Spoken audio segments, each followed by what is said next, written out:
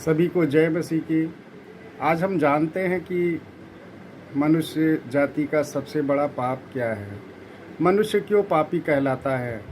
पाप ना करते हुए भी आज कोई अपने आप को पापी नहीं मानता है। इसको इस तरह से हम समझ सकते हैं कि एक पिता के दो बेटे हैं और वे उसको पिता ना कह के, उसको आदर सम्मान ना दे करके किसी दूसरे को ही आदर सम्मान दे रहे हैं, किसी और को अपना पिता मान करके अपना जीवन बिता रहे हैं। कैसा लगता होगा उस सर्वशक्तिमान परमेश्वर को, जिसने आपको, हमको बनाया, इस सारी सृष्टि को बनाया, पृथ्वी, चांद, सूर्य, तारों को बनाया, इस आकाश को बनाया, पेड़ पौधों को बनाया, हमको पीने के लिए मीठा जल दिया, यहाँ तक कि इतने जानवरों को बनाया जो हमारे लिए कितने उपयोगी हैं। लेकिन हमने उस अविनाशी परमेश्वर की उपासना ना करके, उस सृष्टिकर्ता की आराधना ना करके, उसको धन्यवाद ना दे करके, ना ही उसके किसी भी एहसान को मान करके हमने उसकी उपासना नहीं की, बल्कि उसकी बनाई सृष्टि की उपासना की, उसकी आराधना की। तो ये मनुष्य जाति का सबसे बड़ा पाप है जो आज मनुष्य कर रहा है, क्योंकि ये आज से नहीं, हमारे पीढ़ी दर पीढ़ी से होता चला आ रहा है।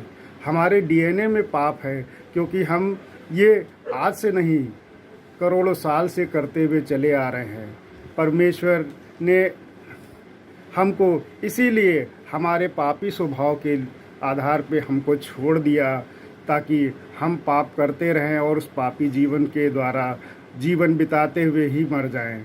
लेकिन आज परमेश्वर फिर से आया हमारे पापों को उद्धार देने के लिए। आज से 2024 साल पहले प्रभु यीशु आए और उन्होंने सारी मानव जाति के पाप को मिटाने के लिए अपने जीवन को बलिदान कर दिया।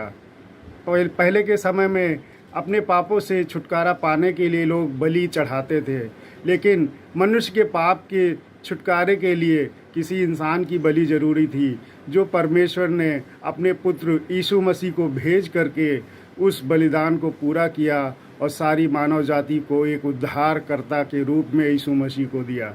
यदि कोई भी यीशु मसीह पर विश्वास करता है और उसको अपना प्रभु परमेश्वर मानकर ग्रहण करता है, तो वो इन सब पापों से छुटकारा पाएगा जो आज तक वो करता आया है।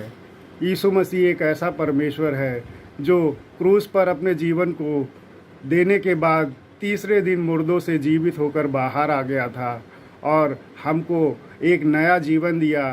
पाप से जो हम जीवन भरा हुआ बिता रहे थे, उससे छुटकारा दे करके उसने एक नया जीवन दिया। तो क्यों ना हम उसी परमेश्वर के पीछे चलें और उसी की आज्ञाओं को मानें, और हम उसकी सृष्टि की उपासना ना करके उस सृष्टिकर्ता की उपासना करें, जिसने आपको, हमको और सभी को बनाया है। जय मसीह की।